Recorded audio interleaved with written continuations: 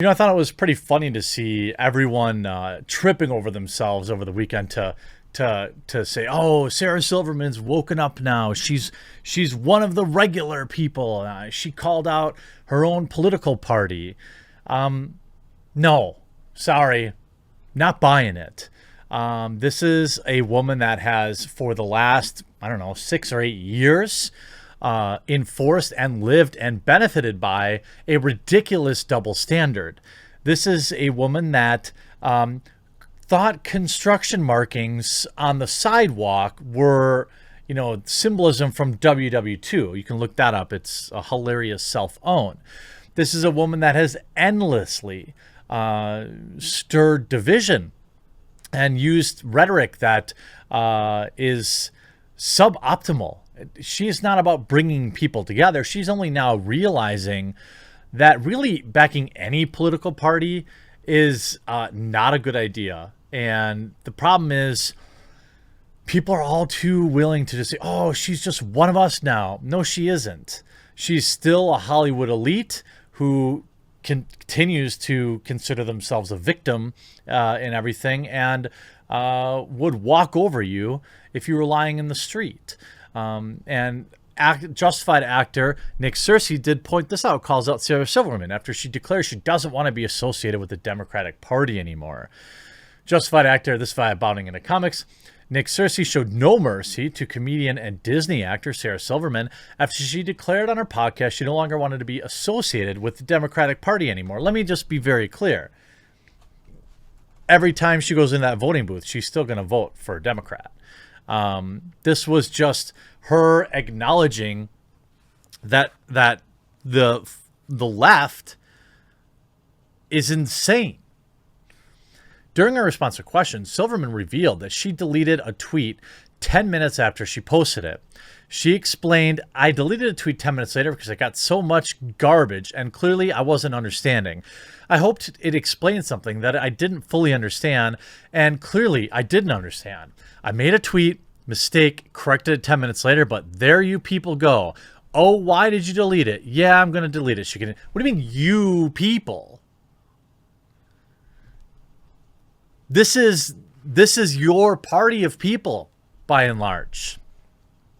Not that conservatives don't do it too. She talks about how it's righteousness prawn that bothers me. "We seem to be living in a world where you're not the sum of your parts, but defined by any weak moment you might have." Yeah. Again, this is what you have actively cultivated over the past 4 years. Now, if she's coming out and showing remorse, but that's not what she's doing. She's saying, "Well, I'm not one of those people." She declared that she's passionately against separating children at the border, explaining it caused me great. Well, of course. Again, maybe not not putting out the signal to the world that you should just head to our borders and put your entire life at risk. Maybe having a good path to citizenship in place would be a better way to handle that, so people didn't just end up clogged up in literal camps. She went on to say, "I'm passionately against the camps in China. I'm passionate against these things. Occupation. I made a Twitter mistake. This is who you think I am now." Yeah. It's the absoluteness of the part that is such a turnoff to me. It's so elitist. For something called progressive, it allows for zero progress. It's all or nothing, no steps forward, all or nothing. Yeah. This is a very frustrating, place to be for a lot of people. I agree. It sucks. Silverman then detailed why she doesn't want to be associated with any party, including the Democratic Party. "I've been thinking about this a lot." Yeah, after the election, right? After you realized that Joe Biden wasn't going to set the kids free out of the cages, after you realized it was just another politician that was telling you whatever you wanted to hear, that the progressives have been getting used for the last how many elections, that Bernie bent the knee and gave up on his following to pass it off to Hillary Clinton because he probably got paid off, or when he did it again for Joe Biden. Silverman, I don't want to be associated with any party. I really think I don't want to be associated. She elaborates, it just comes with too much baggage. Every party, fair. It comes with so much baggage that no ideas can be taken at face value. And without ideas, where are we? Without a common truth, what can we talk about? Finally, she concludes, Republicans might hear an idea that they would totally agree with, but it comes from AOC and they hate it. And to be honest, when I hear an idea that comes from a Republican, it's suspect to me. We all put too much stuff on this, too much weight on this stuff. We are no longer able to be a nation of ideas because of parties, and that's all it means. Yeah, I 100% agree with it. And I hope that this is an awakening for you, but it isn't going to be because you still work in Hollywood, right?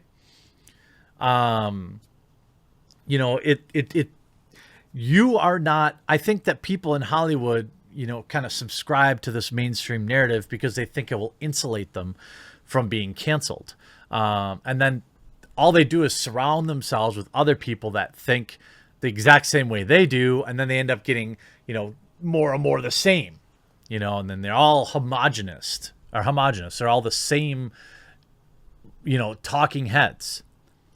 As recently, though, as February, Silverman called for the defunding of the police and described the institution as a R-word-born program. No, it isn't. She tweeted that Republican politicians do nothing but push an authoritarian, racist agenda, and I don't see establishment Dems doing much. It's why I became a democratic socialist. Bernie, AOC, Salazar, and so many new exciting candidates straight from the front lines. Okay. I mean, democratic socialists are just commie lights. I mean, it's easy when you're a multimillionaire. In 2019, she described Mike Pence as a hate-mongering, fear-based weasel. I mean, this is, I'm not exactly, she said, God, I wish I could get to the 52% of white women who put Trump in office, but they're too far gone. So instead, I'm looking to young people. This is what Sarah Silverman thinks of regular people. Now, I do think that there's value in having this conversation, covering this topic, because people do get way too entrenched into their D or their R. And I think actually that most people in my age group really don't exactly claim a particular party. I think that that's dying out, and I think that that's a really good thing. I think the Republican Party needs a major overhaul, and so does the Democratic Party. Hopefully, in our lifetime, a third-party candidate will actually be a very real, viable option. Outside of what, Ralph Nader? I would love for a third-party candidate to be a very real possibility, but that's not going to help without deconstructing the existing powers that be. That this kind of, you're not going to get any donations unless you put an R next to your name. Somebody like Tulsi Gabbard, she's got ideals all over the place. Now, she's got a D in front of her name, but I like Tulsi Gabbard. I think that, I don't know if I would vote for her, but she's right about a lot of things. She's right about big tech censorship, and she's right about cancel culture. She understands a lot of the things that are important to me, and she's not a boomer. A lot of these gray-haired boomers in Senate and Congress are 1,000 years old. They're worth $50 million, and they have no idea what the everyday citizens actually going through. They have no idea what it's like to live paycheck to paycheck. They've long forgotten that. They've forgotten what independent thought was like. And while I'm not exactly going to praise Sarah Silverman for realizing what most of us regular people learned 20 years ago, I think that, what she's basically saying here is the Democrats aren't far left enough. And that's her position, and that's fine. I always knew that she was basically a communist. I mean, it's not really that surprising. It is good to see, though, that somebody in Hollywood is actually mentioning the stuff going on in China. I mean, that's something that you don't really hear anybody in Hollywood talk about because they all work for Disney. I don't think that it's a great thing to never forgive people. But Nick's saying you back the people that destroyed free speech, and we are no longer a nation of ideas. We are a nation of totalitarian power, and you voted for that. She did. But it is possible that she could change her mind. People can do that. But I'm not exactly going to praise this move. Hope you enjoyed this video. We'll talk to you again real soon.